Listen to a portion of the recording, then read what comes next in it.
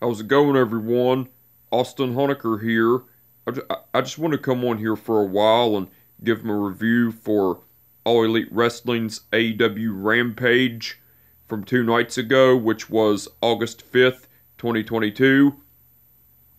I gotta say it was awesome from start. I gotta say it was awesome from start to finish. For the matches, match one, it was Jon Moxley versus Mance Warner in an interim AEW title eliminator match. That was a great match, but the ending to it, Jon Moxley went over with the Bulldog choke. Now, before the match, Jon Moxley came out to the ring and Mance Warner cut a promo talking about how he wasn't how he didn't come to AEW for the pay window, and talked about how Jon Moxley is his type of man because where he's crawled through glass, bled to death, and everything, and talked about how this wasn't going to be a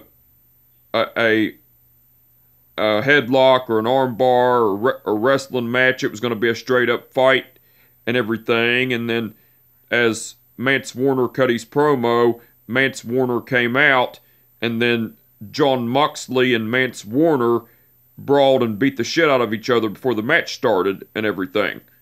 That was cool. Match two, it was Konosuke.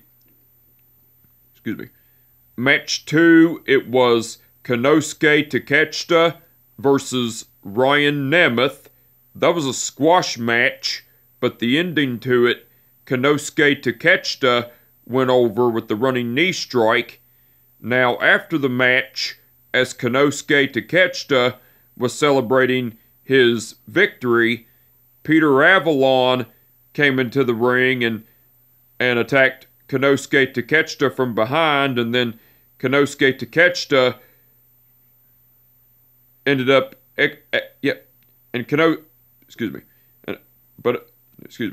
But after the match, Peter Avalon came into the ring and attacked Konosuke Takeshita from behind, and then Konosuke Takeshita ended up countering Peter Avalon's attack and executed the jumping knee strike, and Peter Avalon was laid out, and Konosuke Takeshita stood tall and everything. That was cool. That was after the match, by the way. Match three, it was Madison Rayne versus Layla Gray. That was a great match, but the ending to it, Madison Rayne went over with the cross reins. Now, after the match, Jade Cargill came out with a microphone and cut a promo saying, talking about how you can't find good help these days, and talked about how she should have been the one to come out and beat Madison Rayne's ass and everything. And then Jade Cargill issued a challenge to Madison Rayne at All Elite Wrestling's AEW Dynamite special event Quake by the Lake Wednesday night for the TBS women's title and everything. And then as Jade Cargill was talking shit to Madison Rayne, well, Stokely Hathaway was standing beside Jade Cargill the whole time. But as Jade Cargill was talking shit, Kiera Hogan came out and attacked Madison Rayne with a kick to the stomach, and then tried to beat the shit out of Madison Rayne, but Madison Rayne countered Kiera Hogan's attack and executed the cross reins and laid her out. And so a stare down between Madison Rayne and Jade Cargill along with Stokely Hathaway occurred and everything. That was cool. That was after the match, by the way. And match four, which was the main event, it was Swerve in Our Glory, which are Keith Lee and Swerve Strickland versus Tony Nese and Josh Woods in a Friday Night Street Fight. That was a great match. Excuse me. That was a great match, but the ending to it, Swerve in Our Glory went over cause Swerve Strickland pinned Tony Nese with the Swerve Stomp. That was match 4 in the main event, by the way. Now, besides the matches, Lexi Nair interviewed Ricky Starks. Well, Lexi Nair brought up about things getting more heated towards Ricky Starks and Powerhouse Hobbs and everything, and then Ricky Starks was getting ready to talk, but the Factory, which are QT Marshall, Aaron Solo, Nick Comoroto, Anthony Ogogo, and Cole Carter appeared, and QT Marshall said, "Ricky Starks, just the man I'm looking for. That makes twice that you've gotten your ass beat by Powerhouse Hobbs." And then QT Marshall issued gave Ricky QT Marshall offered Ricky Starks a spot in the Factory. And then, before Ricky Starks could say anything, Aaron Solo was talking shit to Ricky Starks, talking about how they were partners before they both came to AEW, how they were tag team partners before they came to AEW and everything, and talked about how Ricky Starks was a stubborn asshole and everything, and then Ricky Starks was talking shit back to Aaron Solo and everything as well, and then Ricky Starks was talking shit about Nick Comoroto and everything as well, and then as QT Marshall again offered Ricky Starks a spot in the Factory, Ricky Starks said, "You know what, QT? My answer to joining the Factory is no. So, all I can say is you can kiss my ass." And then Ricky Starks said some shit to Anthony Ogogo, and then Ricky Starks walked off, and the Factory, which are QT Marshall, Aaron Solo, Nick Comoroto, Anthony Ogogo, and Cole Carter, were looking on and everything. That was cool. Lexi Nair interviewed Orange Cassidy and the Best Friends, which are Trent Beretta and Chuck Taylor. Well, Lexi Nair brought up that Orange Cassidy took a beating from Jay Lethal and everything, and then Lexi Nair asked Orange Cassidy and the Best Friends, which are Trent Beretta and Chuck Taylor, what their plans are going forward.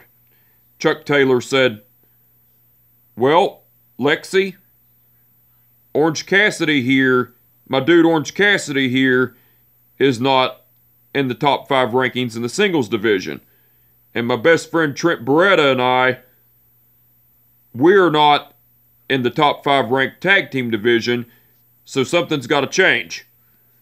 And then Trent Beretta said, well, Chucky, since Orange is not in the top 5 rankings in the singles division, and you and I are not in the top 5 rankings of the tag team division,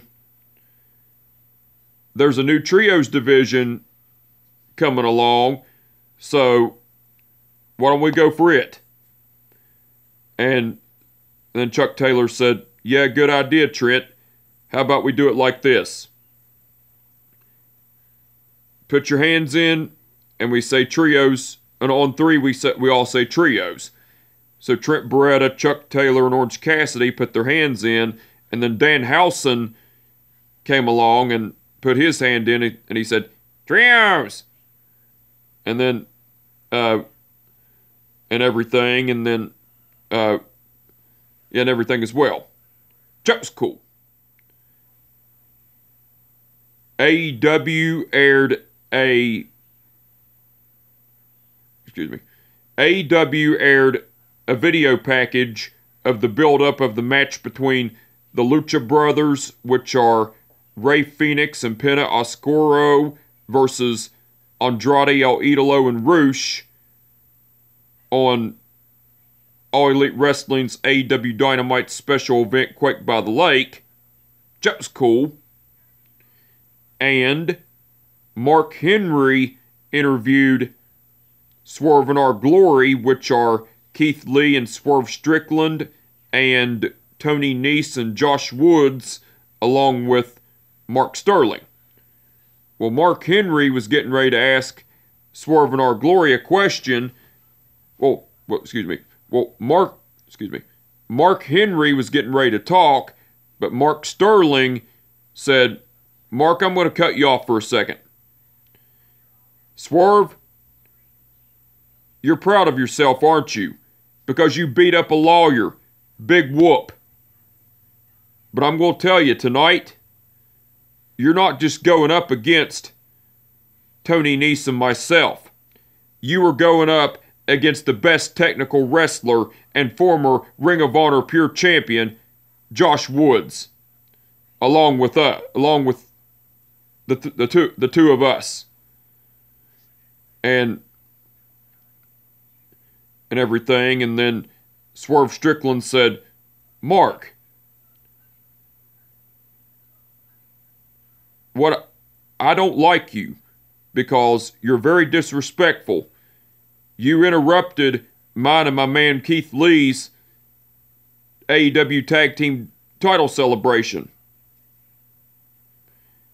And you didn't, and then you interrupted my friend Kevin Gates. You disrespected my friend Kevin Gates as well. That's why you got cake in your face." And everything, and then Keith Lee was saying, "Mark, you think you're smart? You're not. You're dumb. Because why? Why would you want a street fight? You're two guys against us in a street fight. You're not very smart. Because Swerve and I, we're going to take out your boys, Tony Nese and Josh Woods. And that's all I got to say." And everything. And then Mark Henry said his signature line, "Well, looks like there's been enough talk. It's time for the main event." And everything. That was cool. Now, besides all that, Jim Ross, Tony Schiavone, and Excalibur done commentary throughout the whole show. They done awesome as usual. And William Regal done guest commentary along with Jim Ross, Tony Schiavone, and Excalibur during the match between Jon Moxley versus Mance Warner in an interim AEW title eliminator match. William Regal done great on guest commentary. The referees for the event were Rick Knox, Paul Turner, Bryce Remsburg, and Stephon Smith.